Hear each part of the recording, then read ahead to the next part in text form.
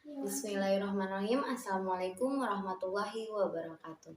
Perkenalkan, nama saya Eka Melianti dari semester 3 jurusan Pendidikan Guru Madrasah Ibtidaiyah. Pada kesempatan kali ini, saya ingin mempresentasikan macam-macam konsep kurikulum dengan mata kuliah pengembangan kurikulum MI atau SD dan pembelajaran abad 2021 dengan dosen pengampu Ibu Helda Nelis MPD. Sebelum saya menjelaskan macam-macam konsep kurikulum, saya akan menjelaskan pengertian kurikulum terlebih dahulu. Kurikulum secara umum adalah sebagai suatu program pembelajaran yang direncanakan dan dilaksanakan untuk mencapai tujuan pada pendidikan. Dalam Undang-Undang Nomor 20 Tahun 2003 Pasal 1 yang menyatakan bahwa kurikulum merupakan seperangkat rencana dan pengaturan mengenai tujuan, isi, dan bahan pelajaran serta cara yang digunakan sebagai pedoman penyelenggaraan kegiatan pembelajaran untuk mencapai tujuan pendidikan tertentu.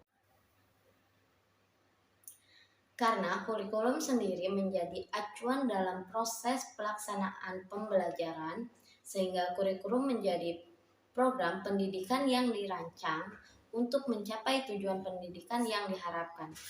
Karena pengembangan potensi pada peserta didik menjadi kualitas yang diharapkan dalam sebuah proses pembelajaran yang didasari dengan kurikulum. Oleh karena itu, macam-macam konsep kurikulum terbagi menjadi 4. Yang pertama, kurikulum subjek akademik. Yang kedua, kurikulum humastik. Yang ketiga, kurikulum teknologi. Yang keempat, yaitu kurikulum rekonstruksi sosial. Pembahasan pertama yaitu kurikulum subjek akademik. Kurikulum ini bersumber pada pendidikan klasik, yang mana model konsep ini adalah model yang tertua yang berorientasi pada masa lalu. Karena semua ilmu, nilai-nilai, dan budaya yang ditemukan oleh pakar di masa lalu. Kurikulum subjek akademik ini lebih mengutamakan isi pendidikan. Pada kurikulum ini, pendidik sebagai penyalur informasi, materi pelajaran yang sangat berperan penting. Oleh karena itu, pendidik mempunyai tugas untuk mewariskan ilmu, nilai-nilai, dan budaya kepada peserta didik. Pada kurikulum, subjek akademik mempunyai 3 pendekatan dalam pengembangannya.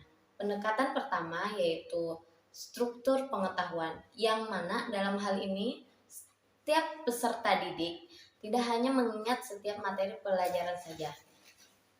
Pada kurikulum ini, belajar bagaimana semua peserta didik memperoleh semua materi pelajaran dan mengujinya berdasarkan pada fakta-fakta yang ada. Dan pendekatan yang kedua yaitu pendekatan studi bersifat integratif. Pada pendekatan kedua ini yaitu belajar mengangkat dari satuan-satuan pelajaran yang batas-batas antar pelajar ditiadakan, karena semua mata pelajaran yang ada di sekitar didasarkan pada fenomena-fenomena alam, masalah yang ada di sekitar, lalu dikembangkan menjadi model kurikulum yang terintegrasi. Pendekatan yang ketiga yaitu fundamentalis, yaitu setiap materi yang diajarkan tetap menekankan untuk menulis, membaca, memecahkan masalah-masalah matematis, sedangkan pelajaran seperti ilmu alam, ilmu sosial, dan yang lainnya dipelajari tanpa menghubungkan dengan masalah yang ada dalam kehidupan sekitar. Baiklah, yang kedua yaitu kurikulum humastik, yang mana kurikulum humastik ini bersumber pada pendidikan humastik yang berorientasi pada masa sekarang. Karena kurikulum ini memberikan tempat utama bagi para peserta didik. Kurikulum humastik ini memandang bahwa setiap peserta didik mempunyai potensi dan kemampuan untuk berkembang, sehingga Pengalaman belajar pada peserta didik ditujukan untuk minat, kebutuhan, dan kemampuan para peserta didik. Oleh karena itu, pendidikan dalam kurikulum ini lebih mengutamakan bagaimana mengejar dan mendorong para peserta didik serta bagaimana bersikap terkait hal itu. Kurikulum ini juga terus berkembang dan lebih menekankan pada segi intelektual. Dalam hal ini yang sangat berperan penting dipegang oleh para pendidik. Oleh karena itu, pendidik pada kurikulum ini harus menjadi motivator, fasilitator, pembina bagi para peserta didik.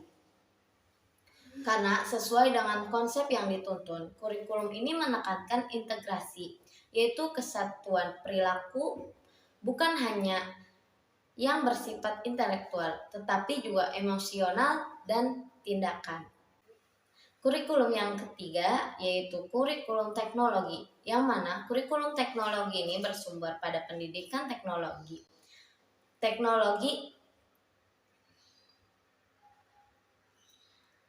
Karena pada kurikulum teknologi ini berorientasi pada masa sekarang dan masa yang akan datang.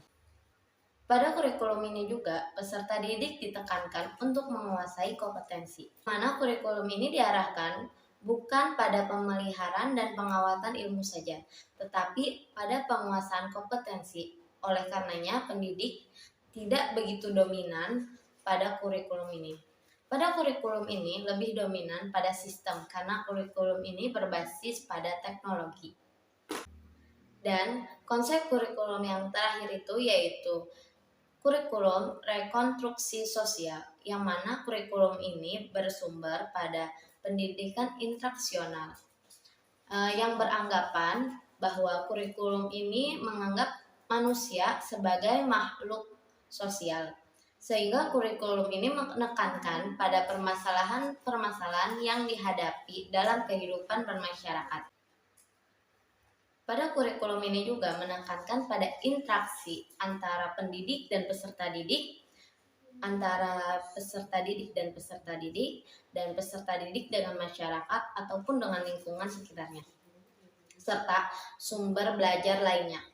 Pada kurikulum ini akan mengajarkan peserta didik untuk menyelesaikan permasalahan yang dihadapi di lingkungan masyarakat, sehingga kehidupan dalam masyarakat menjadi lebih baik. Mungkin cukup sekian yang ingin saya sampaikan dalam mempresentasikan macam-macam konsep kurikulum. Semoga presentasi ini bermanfaat. Mungkin cukup sekian. Wassalamualaikum warahmatullahi wabarakatuh.